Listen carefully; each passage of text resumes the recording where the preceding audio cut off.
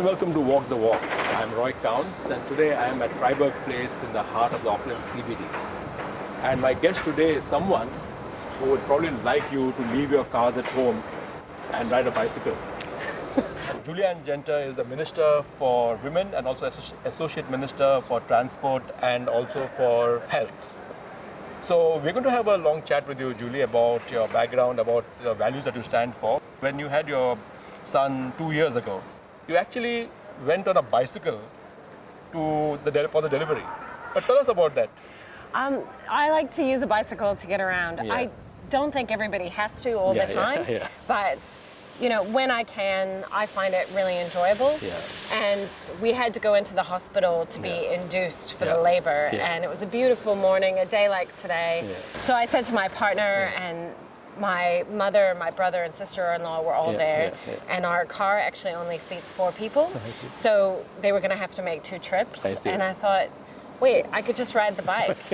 And so we rode the bike, and it actually lifted my mood and spirits because it was just wonderful to be outside. There was hardly any traffic. It was a Sunday morning. Yeah, and both Peter and you, your partner, you both went on the bike to the hospital. He came with me on the bike, and then my brother and sister-in-law rode the bikes home. Okay.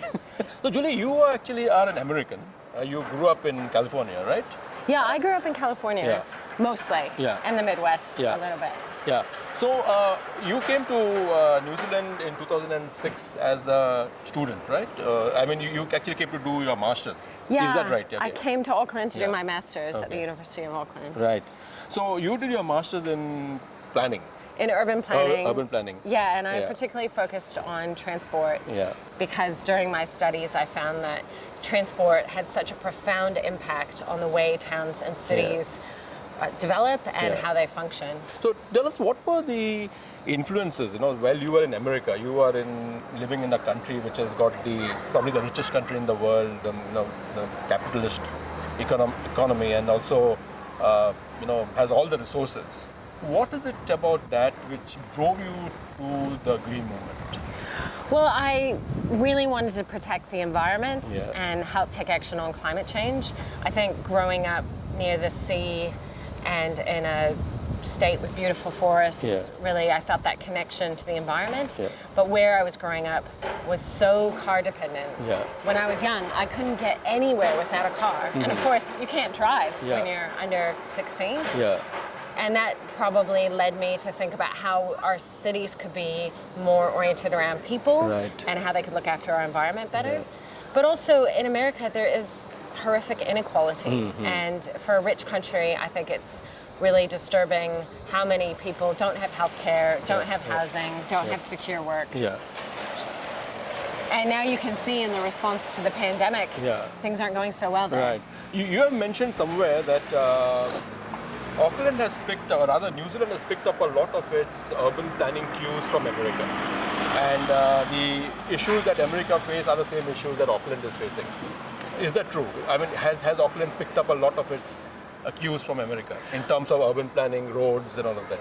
Well, certainly from the 1950s onwards, Auckland adopted a lot of the very car-centric policies and investment choices, like building a motorway right through the center of the city, making it impossible to have new residential development downtown until 1996. Only 2,000 people lived in the city center in Auckland. Now over 30,000 people do. And that has changed the downtown, what's available to people. There's supermarkets downtown. There's, it's more practical to live downtown as you allow more people to be here than, all of these services and businesses pop up around it. Look, cars can be very practical and useful for some trips, but we're using way too many of them, and that leads to unnecessary pollution. It's very bad for the climate, and it's also, like, even if they were all electric, they still take up such a huge amount of land. They're not a practical way to move large numbers of people through cities. So they're more practical when you have to carry something really heavy or when you're going somewhere out of town. But within your city, you can enable way more people to get around if you have really fast, frequent public transport and safe cycling. Right. So, for example, we often see people sitting in a big, SUV all alone. Yeah. And just driving maybe 10 kilometers. So what you're usually saying, less. The average car trip in Auckland is 10 kilometers, which means that a huge percentage of them are less than 10 kilometers. Right. Let me ask you something. The entire Western economy, or the Western style of economy, which is adopted by a lot of the third world countries, has been on consumption. Yeah. And especially the main engine or driver has always been the automotive industry. America and Japan showed that the more cars that you manufacture and sell, the bigger the economy. Now, one understands the environmental impacts and one understands, all the attendant issues. But tell me something. Now that the world is sitting or using that model, how are we going to dismantle that, and how soon can we do it? And is it feasible? Is it practical? I think it's absolutely possible, because we're not better off because we all have to own these really large vehicles that are expensive to run. And most of them are just sitting around 96% of the time. They're not even actually used most of the day. So there are much better models. Some cities in Europe have really led the way, and some in North America now, and even in Australia are demonstrating that you can transition away from car dependence. That doesn't mean zero cars. It just means that more trips are by public transport, walking and cycling. There's more alternatives for people, like home delivery services. And that saves people money. They don't have to own as many cars. It's better for the planet, but it's also better for the livability of our cities. I mean, if you talk about, just go a bit esoteric, this entire consumerism, that kind of advertising for cars and, all the lifestyle products is actually what has contributed to the kind of world that we're living in now. Yeah, but it's greed, It's also government policies. I mean, I would say it's not people's fault that they have to use a car to go most places. It's actually the responsibility of central and local government to invest in alternatives. And that's what we can do. So, there's going to be much greater economic gain and gain for households if we invest more in rapid transit, like light rail, busways, than if we spend a lot of money adding one lane to part of a motorway, which is just going to get clogged up again. Again, that's right. So by government changing its investment priorities, it provides more choices to people. And those choices don't just benefit the people who use the public transport, they actually benefit the people who are still on the roads. Because that means fewer cars on the road. I'm going to talk to you a little more about public transport in a minute, but before that, one of the things which fascinated me about you was when you first made that announcement about the median barriers, the wire rope barriers. So I think that was a time when there was a lot of road accidents happening, and most of the media were actually focusing on the death toll. I think you have said somewhere that we shouldn't call it the death toll, but we should call it the death rate. Rather than the road toll, we call it road deaths. Road deaths, So you don't want to call it road toll, because when you call death, then it becomes more real, more immediate, And I think that's a very good move. So you advocated the use of this, and I think it actually touched a nerve with some people. I think many people wanted something like that rolled out across the country, but we had some people from National, for example, who said that they are matchsticks on the highways. And the other thing is that it really has not rolled out as we thought it would. What happened? Well, the median road barriers, even the rope barriers, they're incredibly effective. So on Centennial Highway, where they've had them, we can see the data. There used to be several deaths a year on that road. There hasn't been a death since they were put in, and that was years ago.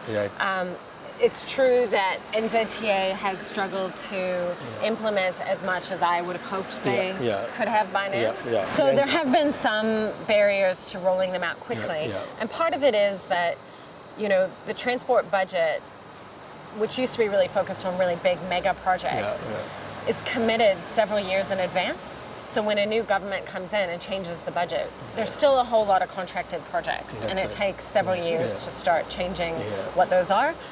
The other part of it is that we have been able to roll out a lot of rumble strips and some side barriers, but the median barriers have been a little bit harder, and I'm very confident that NZTA has a plan that they'll be able to deliver over the next few years. So was that median barriers always a plan, or did it happen after you came into government? There were some happening before, but it wasn't as big a focus. And I think that's why it's taken some time to be able to shift the program and to enable faster delivery of those improvements. So I think I read somewhere we have about less than 400 kilometers of expressways and motorways in New Zealand.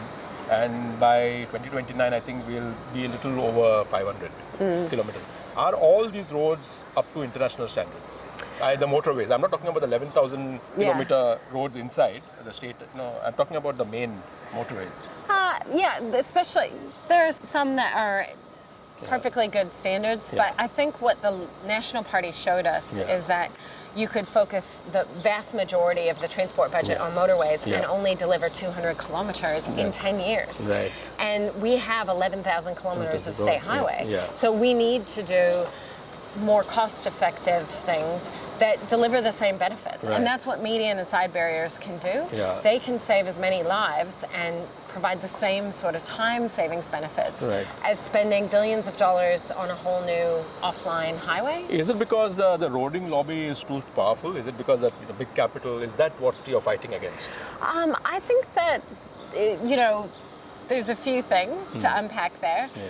One is just there's a lot of people still in the agency or in the sector who've only ever built roads, and so that's all they know, and they think that will work. But we have lots of evidence that building new roads doesn't reduce congestion in our cities. We can save more lives if we improve a greater portion of our highway network. And Norway and Sweden, especially Norway, is a really good example for New Zealand because it's also hilly, it's got lots of fjords, it's got a small population spread over a large area. They have fantastic connectivity in their country, and they have managed to drop the number of people dying on their roads to about less than a third of what New Zealand has. And they did that in less than 10 years. So are you following those models here? That's exactly. Our Road to Zero road safety strategy and action plan takes the best evidence from overseas and in New Zealand, and it's only just starting. I mean, it was from 2020 to 2030, so this is only the first year. But I think, we saw deaths on our road go up from 2013 to 2017, and then they stayed there 2018, and they started to come down. Of course, since COVID-19, during the lockdown, there were very few road deaths. What is the reason for the road deaths in New Zealand? We have one-lane roads most of the way. We have regulated speed limits. We don't go over 100. So is it bad driving? Is it bad road surface? Is it bad architecture? Is it bad road design? What is it? The road design often doesn't match the speed limit. So the safe and appropriate speed for that type of road is often lower than what is posted. So even if people are not breaking the speed limit, they might be driving too fast for the conditions. And so that's why we want to have safer speeds. And we're making progress on that, but with the community.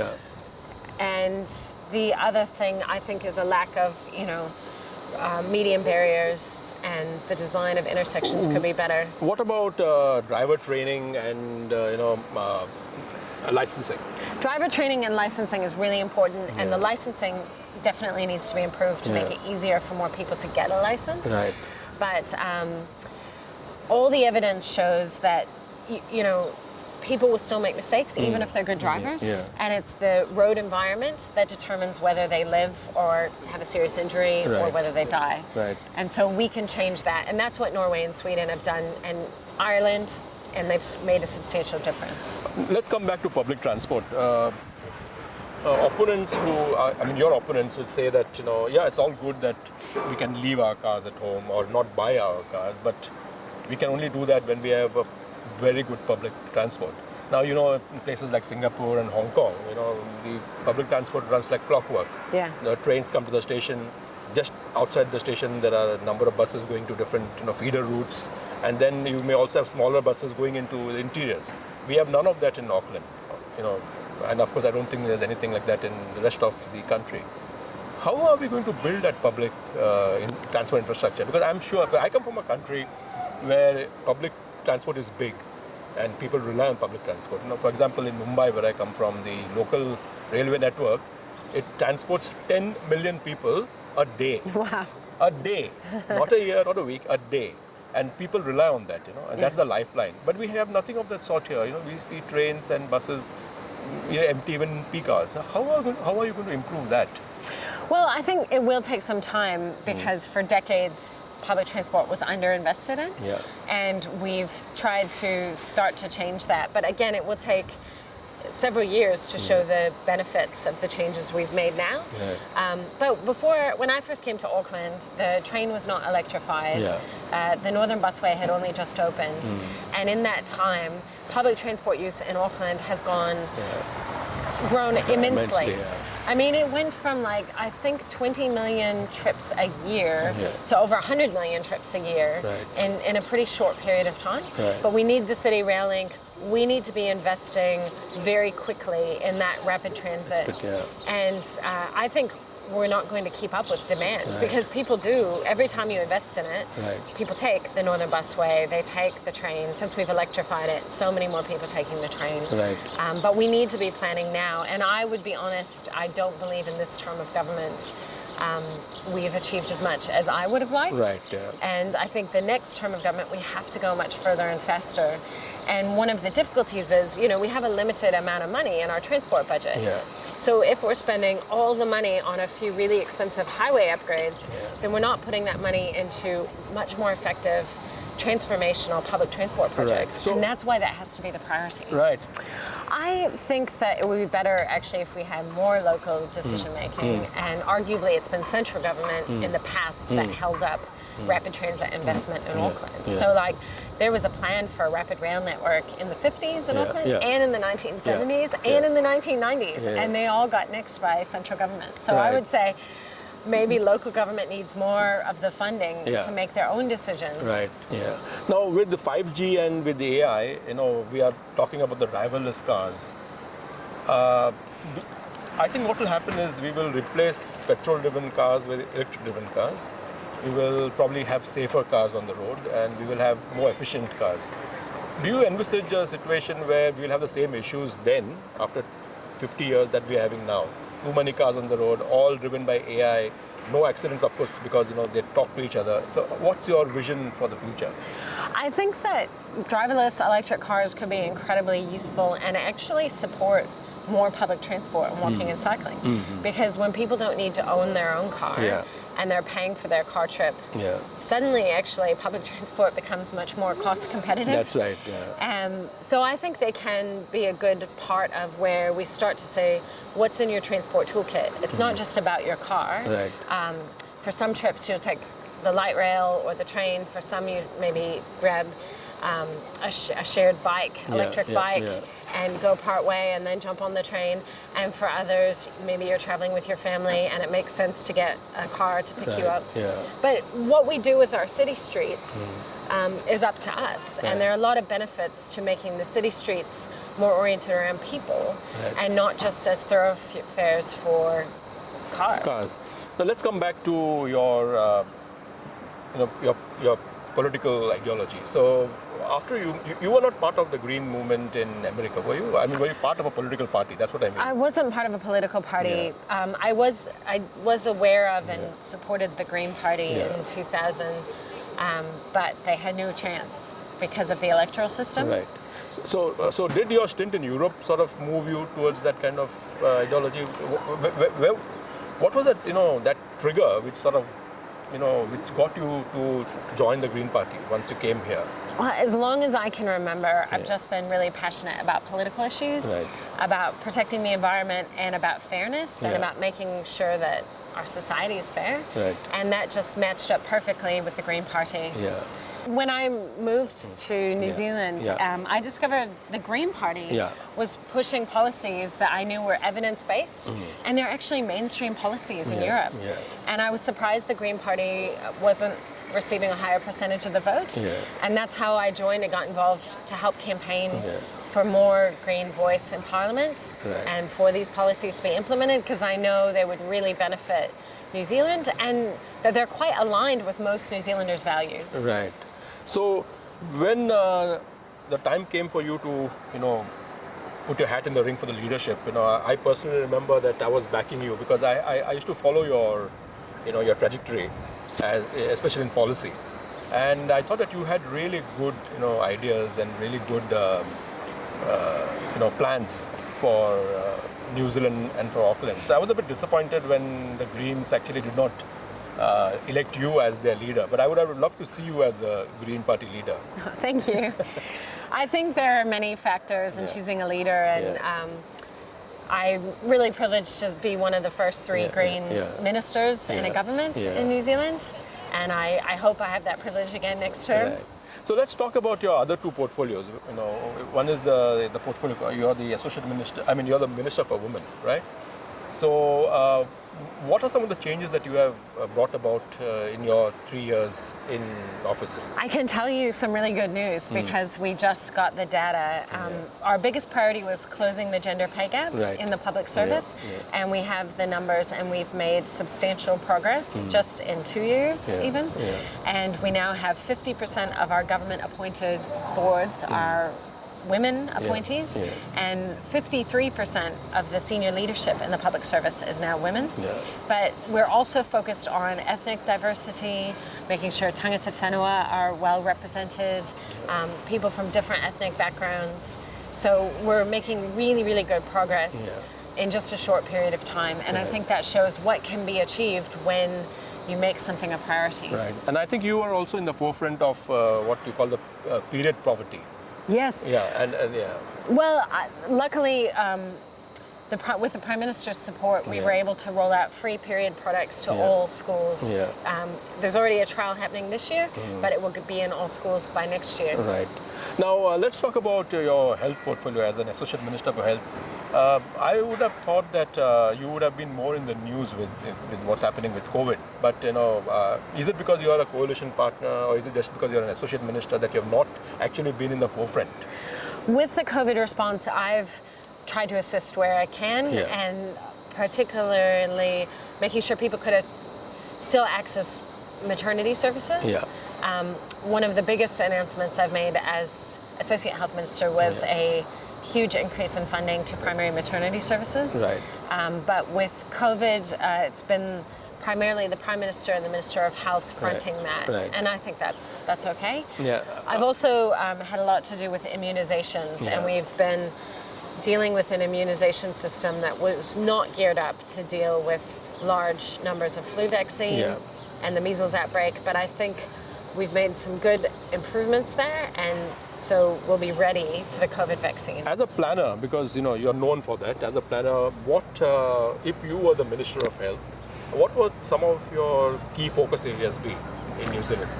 Well, it's interesting. Most of what affects people's health is outside the health portfolio. So definitely having towns and cities where people can get just a little bit of activity every day because it's pleasant to walk and cycle leads to much better health outcomes. Also, reduced pollution is important. I think air pollution from vehicles kills more people in New Zealand than car crashes.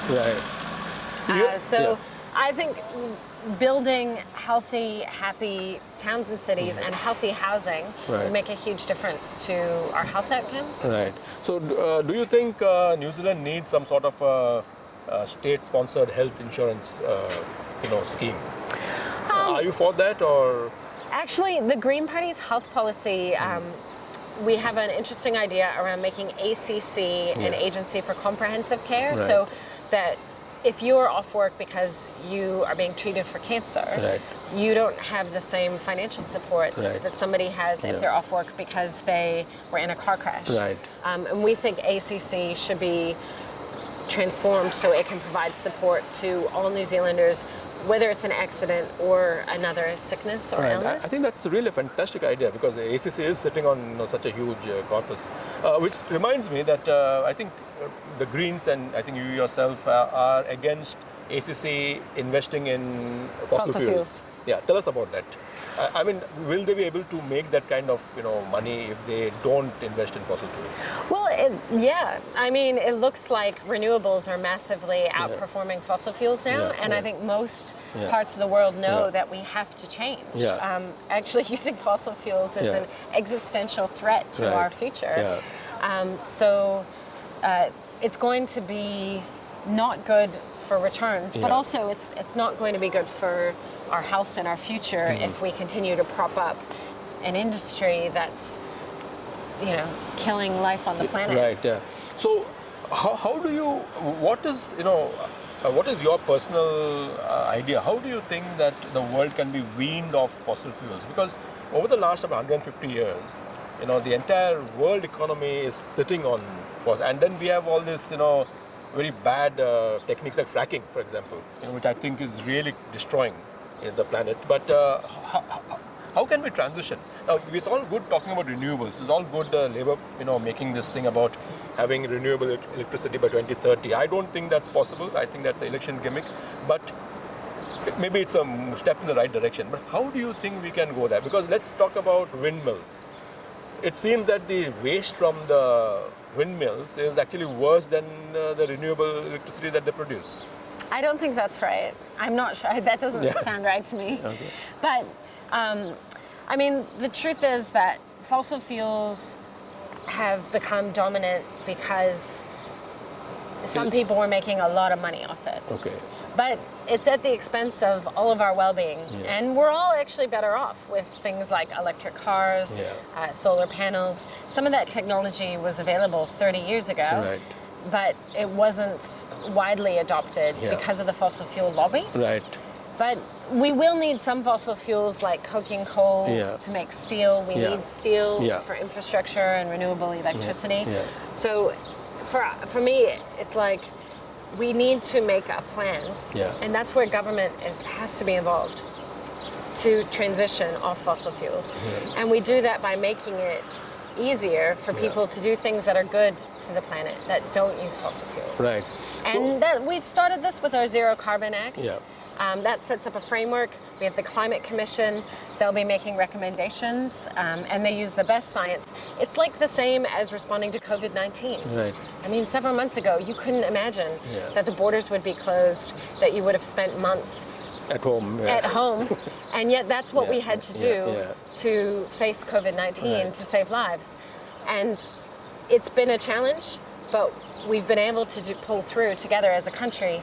We need to do the same thing on a bigger scale with climate change, which means working together, listening to the science, government making the right investments, and ultimately, if we don't start now, we will never get there. It's like when JFK said, we're going to put a man on the moon in this number of years. It seemed impossible then. But if everybody pulls together, we know what direction we're going in, we can achieve it. Right. So what you're actually saying is fossil fuels are popular because they are the lowest hanging fruit. It's the easiest, and it's a lot of people have made money out of that. But if investors and if corporates or if people were to move to renewables, then we probably could be weaned out of fossil fuels. Yeah, I think that transition is already happening.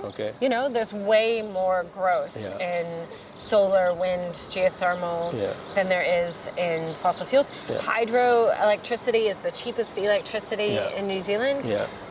So it's not impossible, but we have to set a target. We have to make a plan to get there. And if we keep saying we're going to look for more fossil fuels, well, that's going in the exact opposite direction.